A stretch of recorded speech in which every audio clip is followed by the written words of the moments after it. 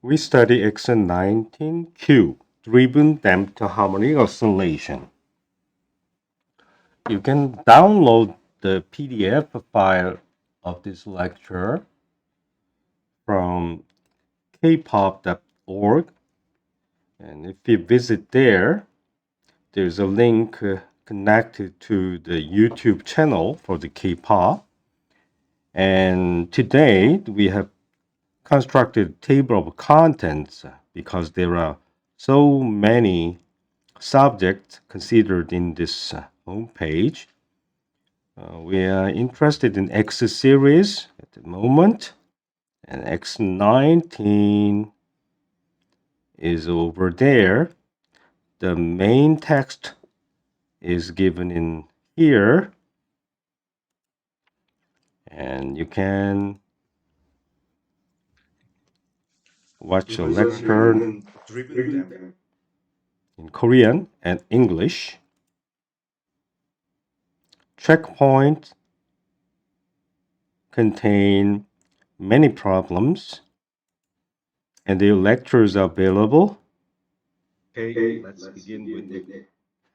And N is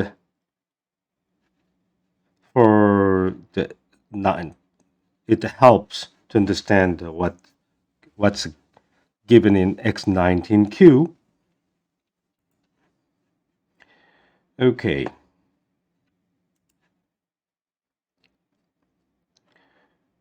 If you click here, K-pop lecture is provided in here. Okay.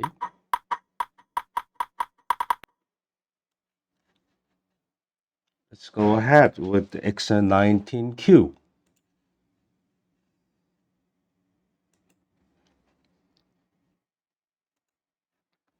So,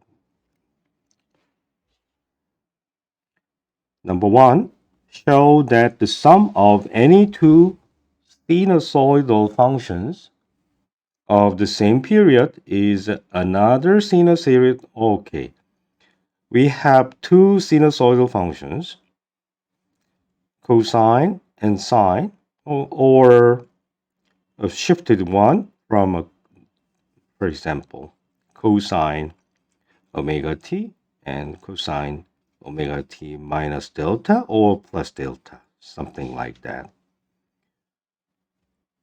First of all,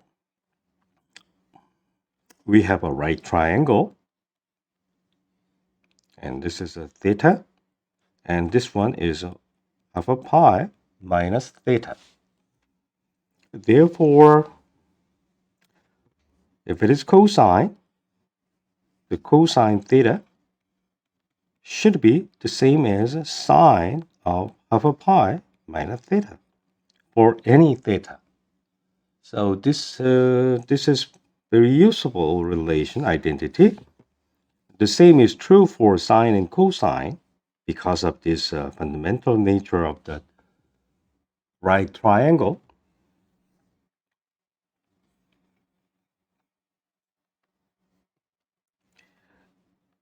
If you consider cosine omega t, the value repeats as time goes by, and the period t is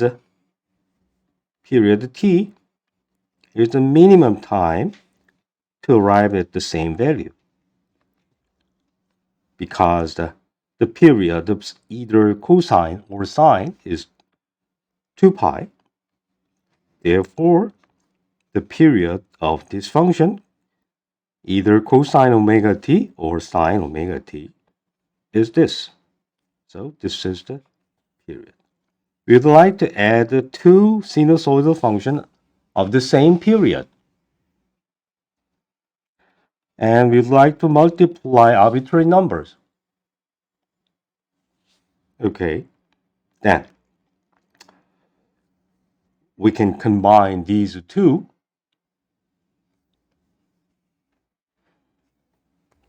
Why don't we add these two? We first pull out square root of alpha squared plus cosine alpha squared plus beta squared. The reason is that once you pull out this vector,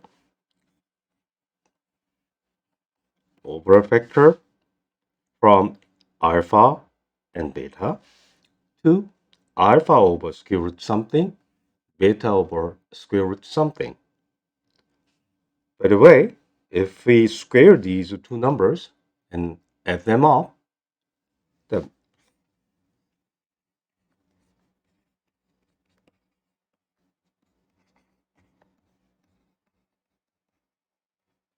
this is alpha squared beta squared divided by alpha squared plus beta squared. That is 1.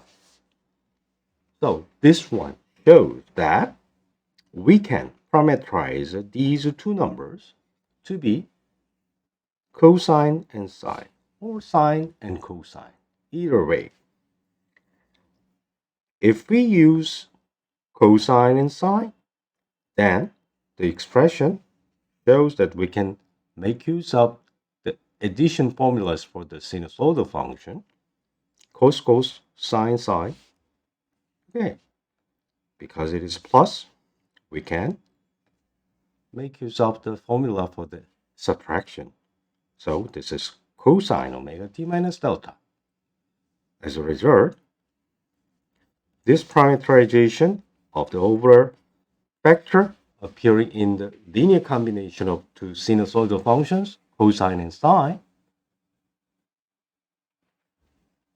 allows us to combine them into a single sinusoidal function. The period of this function is the same as those that I added up. In addition, we have additional phase shift in comparison with the previous one.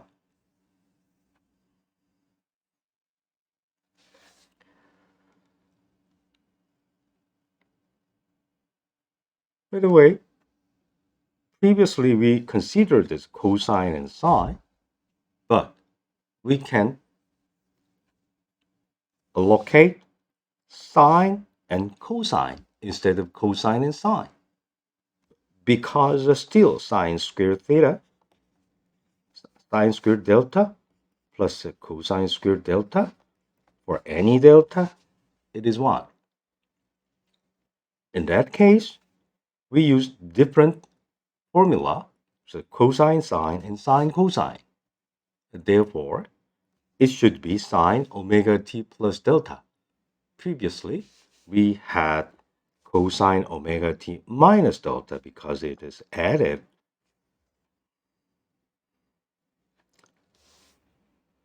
We can consider a more general case, cosine omega t and cosine omega t minus capital delta.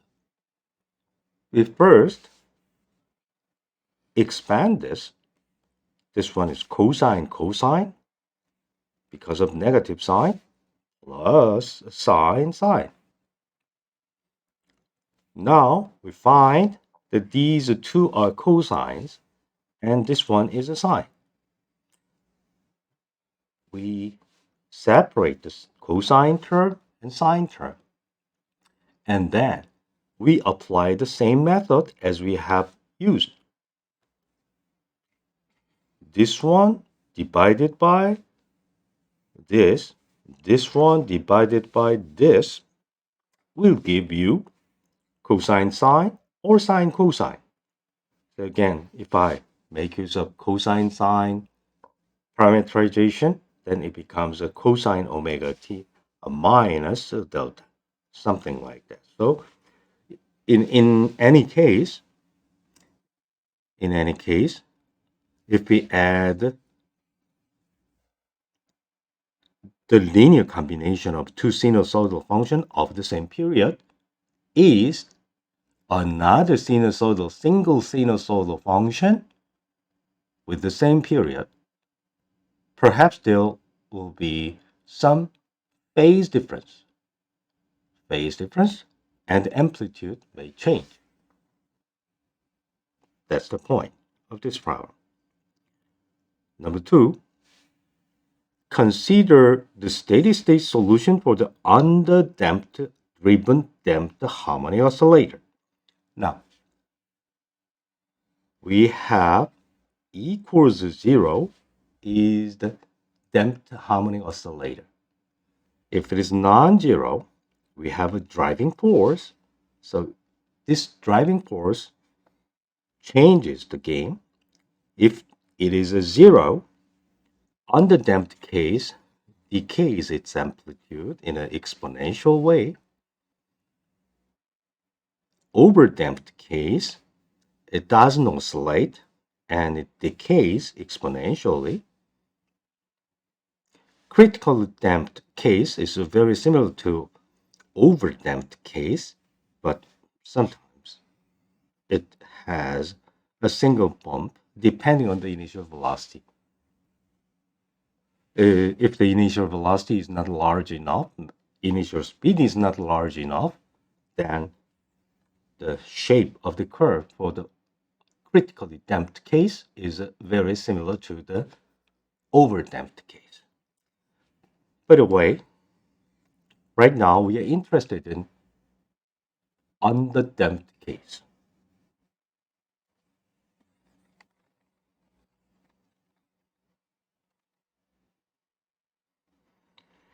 In general, the general solution for this non-homogeneous, this is not equal to 0 means a non-homogeneous equation. If equals 0, then we say homogeneous equation. So this is a damped harmonic oscillator, and this is the case for driven damped harmonic oscillator. The general solution of this differential equation, the equation of motion, is the sum of the two parts.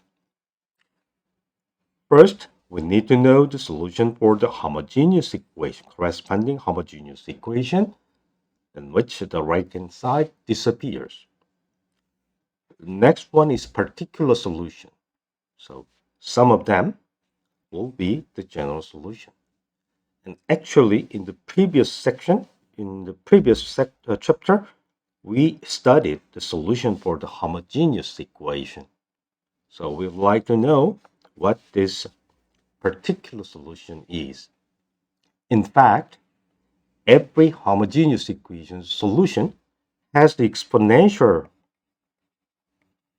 factor regardless of the relative importance of the spring constant and damping coefficient that determines whether the motion is underdamped, overdamped, or critically damped.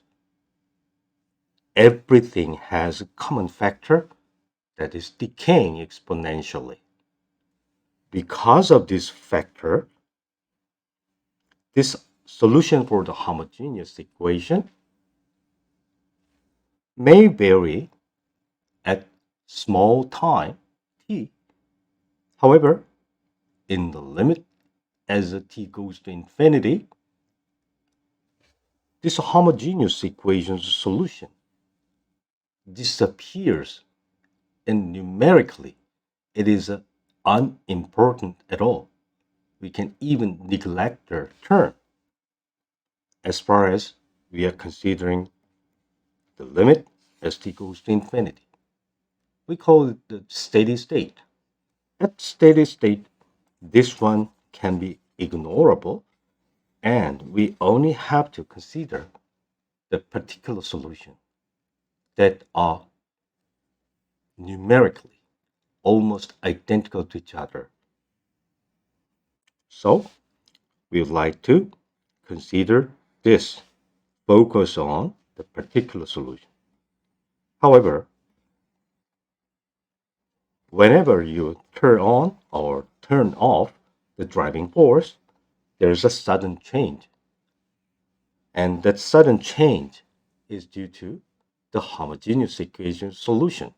So at that time, that is called transient effect. Transient effect, a very tiny t at which the driving force is turned on or off, we need to, or we have to be very careful, and we cannot neglect the homogeneous equation solution. Okay, in short, under damped case, the general solution for the homogeneous equation disappears as t goes to infinity. And then we'd like to introduce the solution for the particular solution.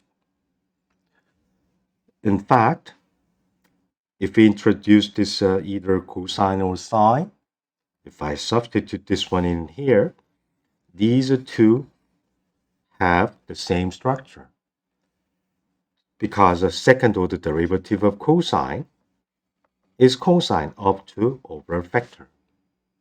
However, the first order time derivative of this cosine involves a sine. By the way, as we have proved previously, a linear combination of two sinusoidal functions of the same period will be another sinusoidal function of the same period, except that it may acquire phase difference. So this is the most general form of the particular solution, and we insert this trial solution to here to find out whether it gives a correct solution or not. By the way, the right-hand side is a function of omega t, therefore the period is 2 pi over omega. The right-hand side is a sinusoidal function with a period 2 pi over omega. The left-hand side must be the same function, same kind of function. So it should be the same, omega 2 should be the same. However, the delta could be non-zero. If it is zero, the phase difference may appear on the left-hand side and right-hand side. So it is impossible for us to find the solution. The solution may acquire the phase difference because of the first order derivative term.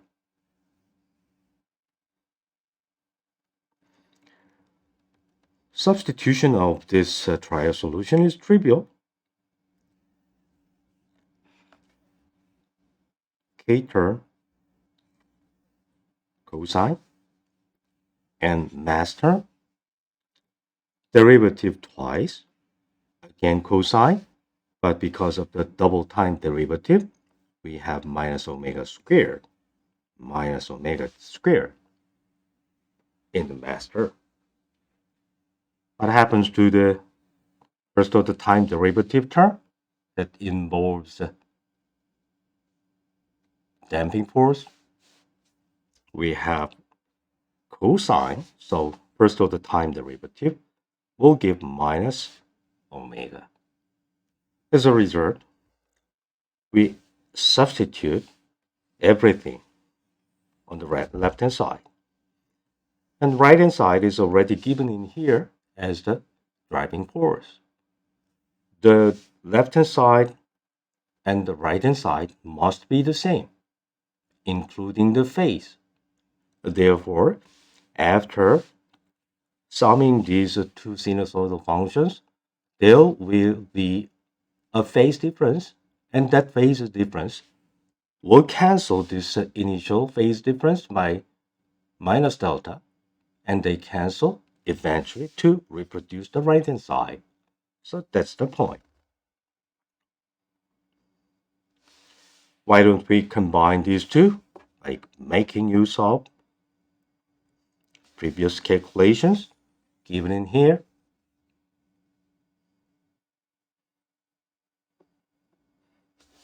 cosine, cosine. Finally, we arrive at this point. Here, first we divide both sides by mass m, pull out the square root of the sum of the squares, then these and these can be parameterized by, in here, sine term is here, and cosine term is here. So this one says this one divided by square root, and this one divided by square root, right? Left the negative sign in here, and this one becomes cosine and sine. Then we can add this cosine, cosine minus sine, sine. Finally, the sum is cosine omega t minus delta plus delta. Finally, the oscillating factor on the left-hand side is identical to that of the right-hand side. We can neglect the term for the homogeneous equation as t goes to infinity, and we are left with particular solution that represent the steady state solution. By the way, we can determine the amplitude. This amplitude of the sinusoidal function depends on the frequency as well as A and B. So at some point, it blows up and it becomes a very large. We say it is a resonance. So resonance frequency can be found by finding the maximum value of the amplitude. Here, F0 omega dependent denominator, because there is omega squared in the second term too, we had better expand everything altogether and completing the square with respect to the omega squared.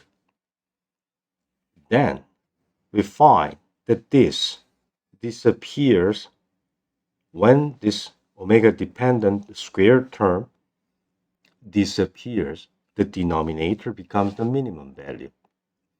That point can also be obtained by taking the derivative of this amplitude with respect to omega and find out the value at which this derivative vanishes.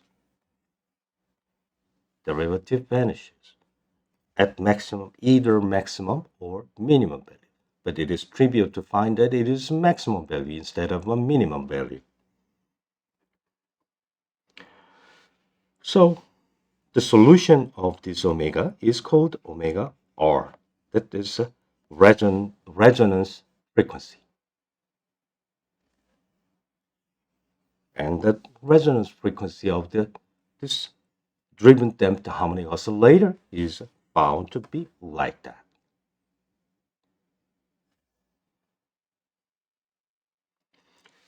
The amplitude for omega x 0 omega, we are interested in if we compute the velocity. The amplitude for the velocity is the same as the displacement, except that we have additional factor omega due to the time derivative of sinusoidal function. In that case, a similar method can be used to find out the resonance frequency. However, it is much simpler than the case of displacement. The value is exactly the same as the original frequency at B equals to 0. That corresponds to the simple harmonic oscillator's frequency. In the case of the displacement, the resonance frequency is slightly different from this.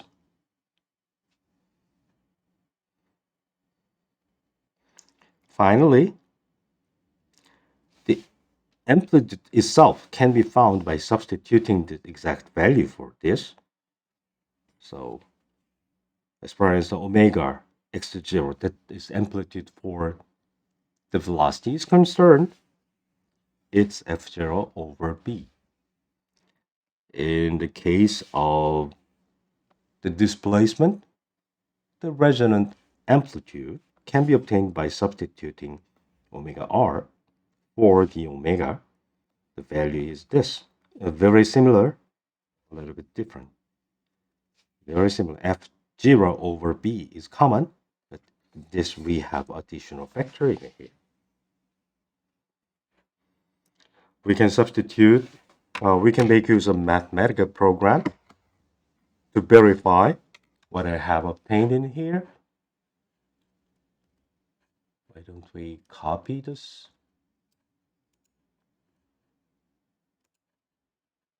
This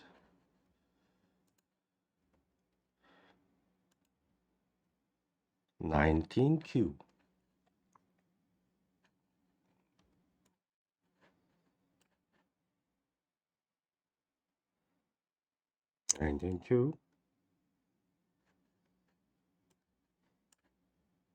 At the end, we can copy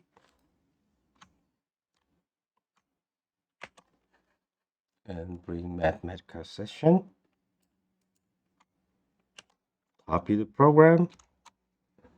Okay, so these verifies, for example, the amplitude for the velocity f0 over b is verified, something like that. So you can make use of this code by copying the code given at the end of X19Q.